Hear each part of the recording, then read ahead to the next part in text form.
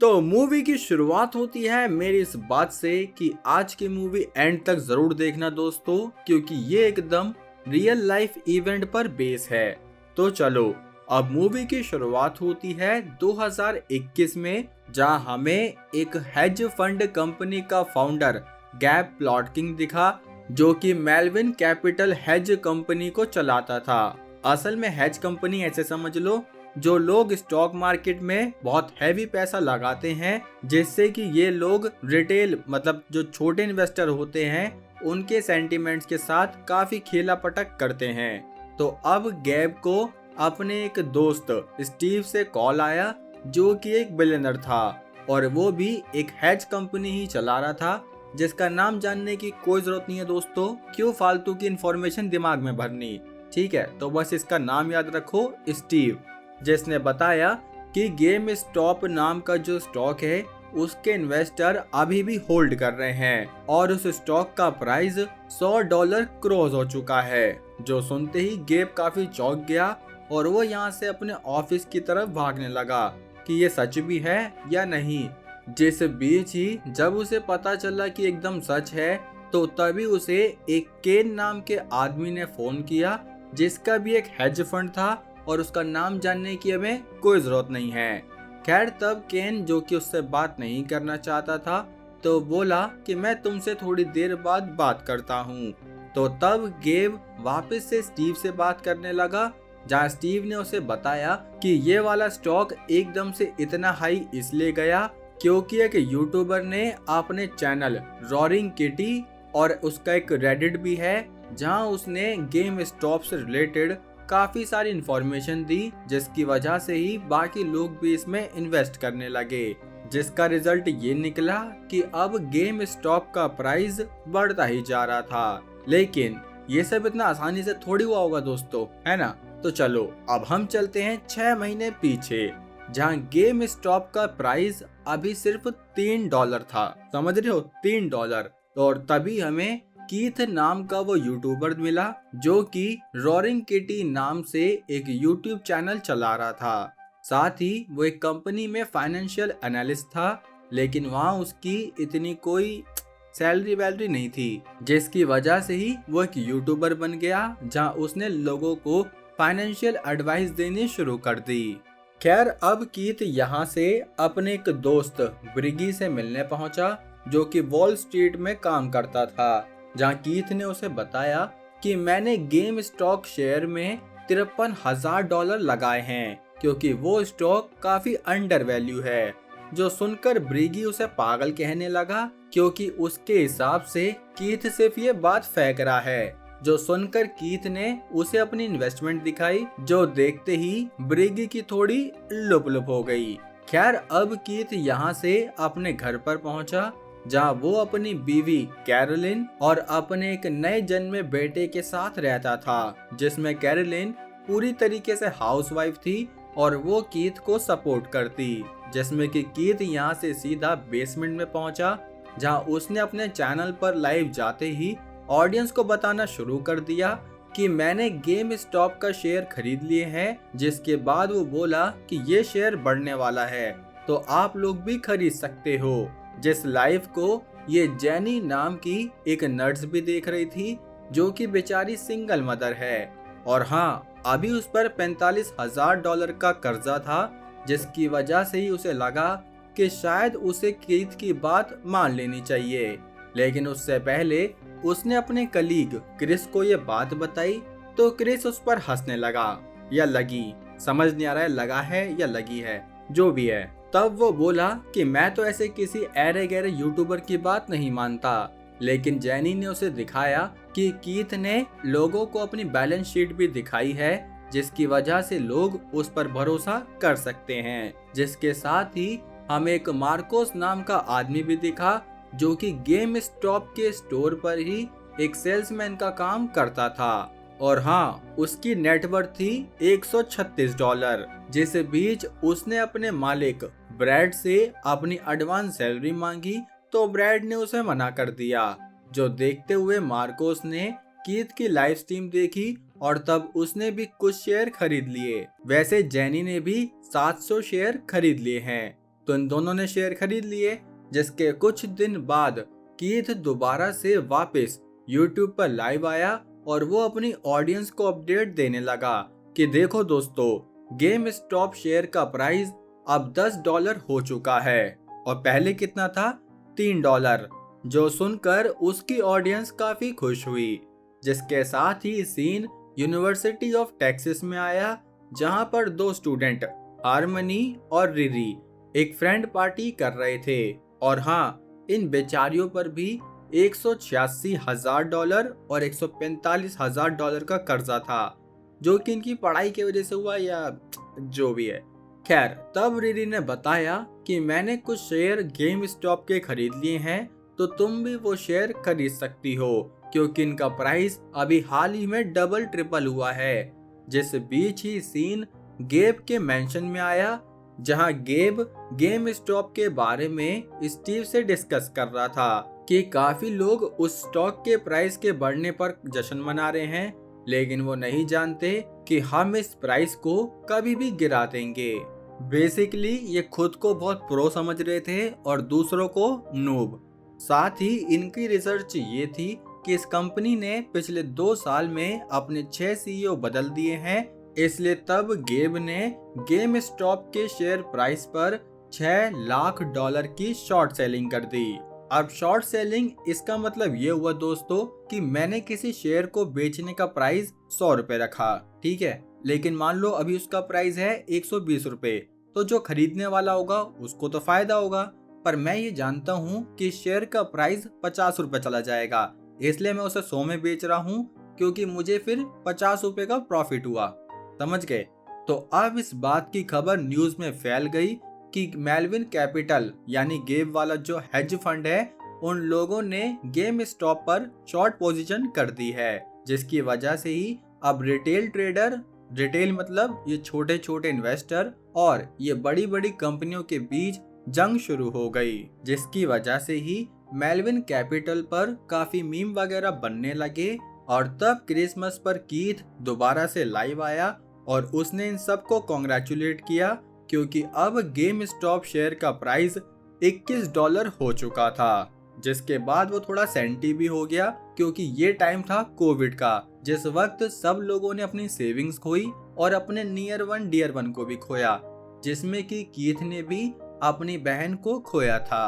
खैर, अब हम आते हैं टेक्सास यूनिवर्सिटी में, जहाँ हारमनी गेम स्टॉप में इन्वेस्ट कर रही थी और उसने रिरी को बताया कि मैंने अपना प्रॉफिट $948 कर लिया है। जो सुनते ही रिरी ने उसे कहा कि तुम अपना पैसा अब निकाल लो, लेकिन हारमनी ने साफ मना कर दिया कि नहीं, मैं अपने पापा वाली गलती दोबारा नहीं करूंगी। असल में उसके फादर ने भी वॉल स्ट्रीट यानी स्टॉक मार्केट में काफी पैसा लगाया था, पर वो सही से नहीं लगा पाए, जिसकी वजह से वो बैंकरप्ट हो गए और उनकी डेथ भी हो गई।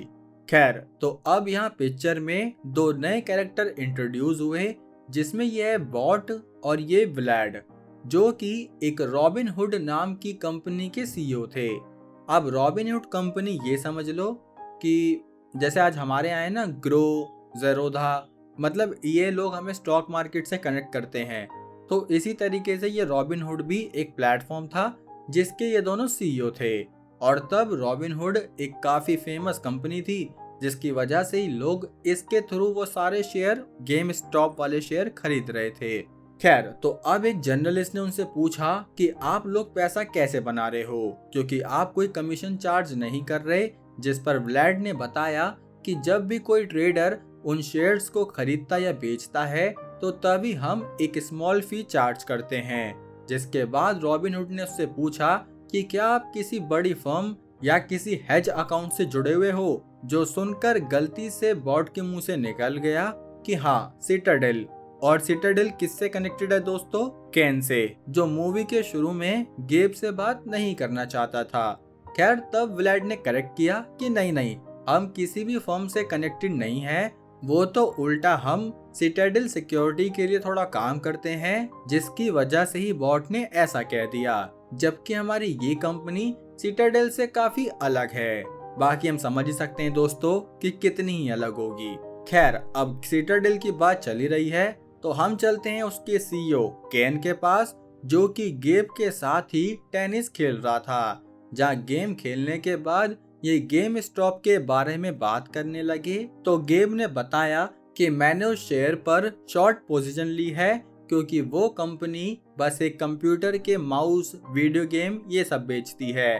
और हाँ, उनको उनके रेवेन्यू में $632 मिलियन का लॉस भी हुआ था, इसलिए वो स्टॉक काफी वोलेटाइल है और जल्दी हमें उससे काफी प्रॉफिट होगा। जो सुनकर केन ने उससे पूछा कि फिर ये स्टॉक इतना बढ़ क्यों रहा है, तो गेब ने उसे बताया कि ये सब उन रिटेल ट्रेडर्स की वजह से हो रहा है जो कि बस एक यूट्यूबर के ऊपर विश्वास रख के इस शेयर में इन्वेस्ट करते जा रहे हैं। लेकिन हाँ दोस्तों, इन बड़े बड़े हेज फंड वालों को नहीं पता था कि रिटेल ट्रेडर्स की पावर बहुत तगड़ी है, यानी स्मॉल इन्वेस्टर, क्योंकि सभी लोग इस बात से इन्फ्लुएंस हो रहे थे और सभी ने गेम स्टॉप को इतना खरीदा कि उसका प्राइस दिन पर दिन बढ़ने लगा।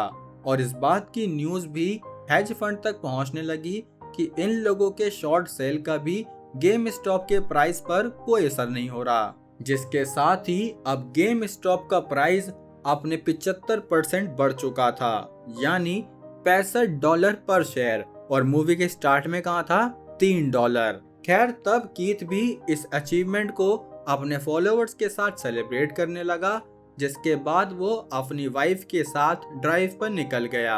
जिस बीच जेनी, जो वो नर्स थी ना, उसने भी अपना प्रॉफिट देखा, तो उस बेचारी का भी अच्छा प्रॉफिट हो गया था। और तब उसकी दोस्त क्रिस ने भी उसे एडवाइस करा कि अपने शेयर बेच दो, पता चले बहुत देर हो जाए। लेकिन जेनी ने भी साफ मना कर दिया कि जब कीथ जैसा बंदा $1 मिलियन पर नहीं बेच रहा, तो मैं अपने शेयर क्यों बेच दूं। जिस बीच रिरी की भी सेमी आइडियोलॉजी थी कि जब कीथ ने नहीं बेचा तो मैं क्यों बेचूं।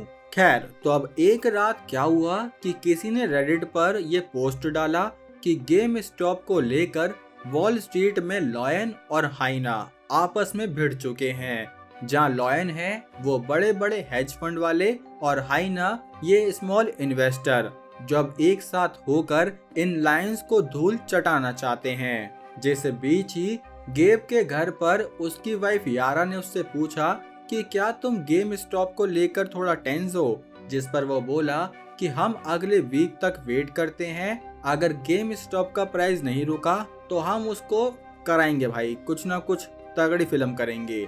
खैर, तो अब सीन उसी दिन पर आ गया जहाँ स्टीव ने उसे कॉल करके बताया कि गेम स्टॉप का प्राइस $100 पहुंच चुका है। और यही हमारी मूवी की शुरुआत थी दोस्तों। जिस बीच ही ये पूरी बात न्यूज में पहुंच गई और तब कीथ और कैरोलिन काफी शॉक थे कि ये कहाँ खड़े थे और अब कहाँ पहुंच गए। जिस बीच कैरोलिन ने उससे पूछा कि आज तुमने कितना पैसा बनाया, तो कीथ बोला $5 मिलियन, वो भी एक दिन में, और कल बनाए थे $4 मिलियन।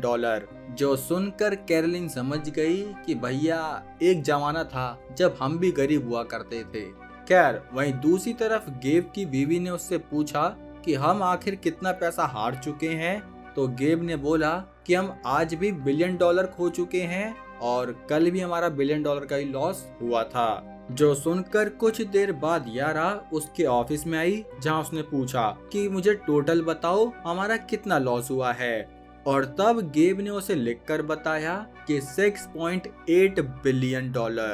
जो सुनकर यारा ने उसे फोन दिया कि तुम्हें अपने फ्रेंड से मदद मांगनी चाहिए। इसलिए तब गेब ने स्टीव को कॉल किया, जो पहले से जानता था कि तुम मेरी मदद मांगने आओगे ही, इसलिए वो उसे पैसे देने के लिए मान गया। जिसके बाद गेब ने केन को फोन किया और वो भी जानता था कि गेब का तगड़ा लॉस हो रहा है, तो वो भी उसका इन्वेस्टर बनने के लिए मान गया। हालांकि काफी सैरकास्टिक तरीके से माना, पर मान गया।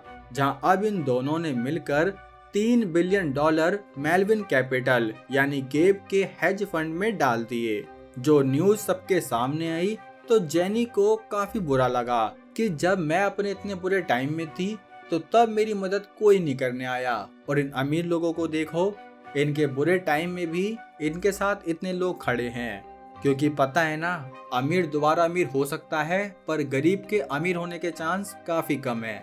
खैर दूसरी तरफ कीथ अपनी फैमिली के साथ पार्टी करने पहुंचा, जहां उसके भाई ने उसके पेरेंट्स को बताया कि कीथ की नेटवर्थ अब $23 मिलियन हो चुकी है। जो सुनते ही उसके पेरेंट्स ने कहा कि अब तो तुम्हें कैश आउट कर लेना चाहिए, लेकिन कीथ ने साफ मना कर दिया। जो सुनते ही सब उस पर चिल्लाने लगे कि तुम ये पागल वागल हो क्या, अरे निकालो अपना पैसा, एंजॉय करो। लेकिन तभी कैरोलिन ने सबको चुप करा दिया कि हमें कीथ पर विश्वास रखना चाहिए, क्योंकि वो जानता है वो क्या कर रहा है। जैसे बीच ही सीन मार्कोस पर भी आया, जो कि गेम स्टॉप पर काम करता था, और तब उसने अपनी फैमिली को प्रॉफिट दिखाते हुए कहा कि अब हम भी जल्दी से अपना घर ले लेंगे।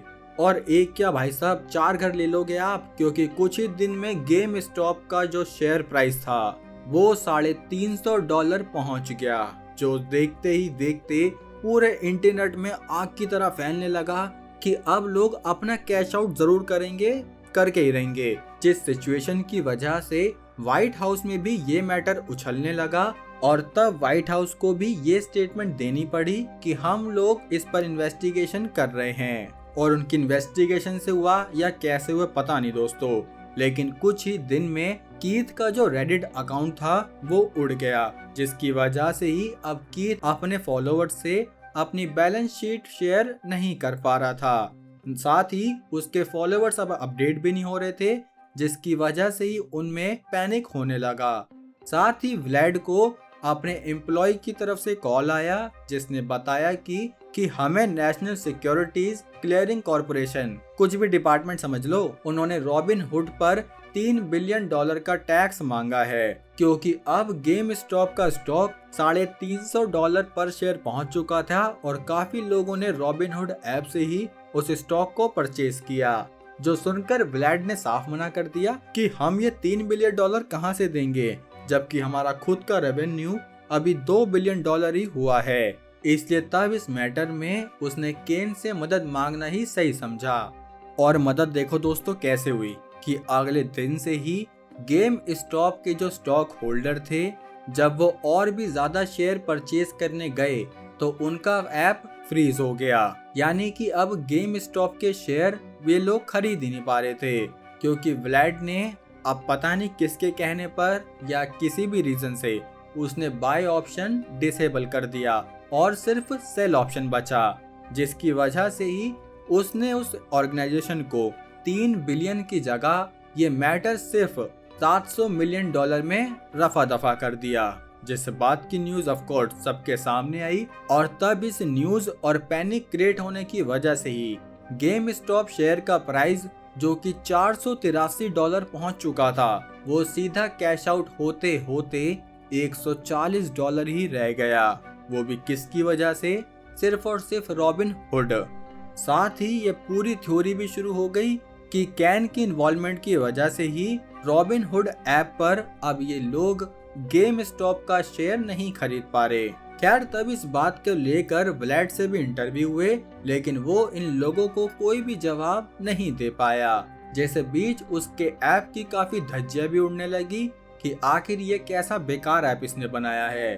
साथ ही इन सब को कांग्रेस की तरफ से एक, कांग्रेस मतलब यूनाइटेड स्टेट्स का एक हाउस होता है कांग्रेस, उनकी तरफ से एक लेटर आया कि इन लोगों को गवाही देनी होगी। और ये लेटर किस किस के पास गया, कीथ के पास, केन के पास, व्लाड के पास। जिस बीच ही कैरोलिन ने कीथ को बताया कि वॉल स्ट्रीट बेट वापस आ चुकी है, तो तब कीथ ने अपना पोर्टफोलियो दोबारा से शेयर किया, जहां उसका काफी सारा प्रॉफिट अब लॉस में जा चुका था।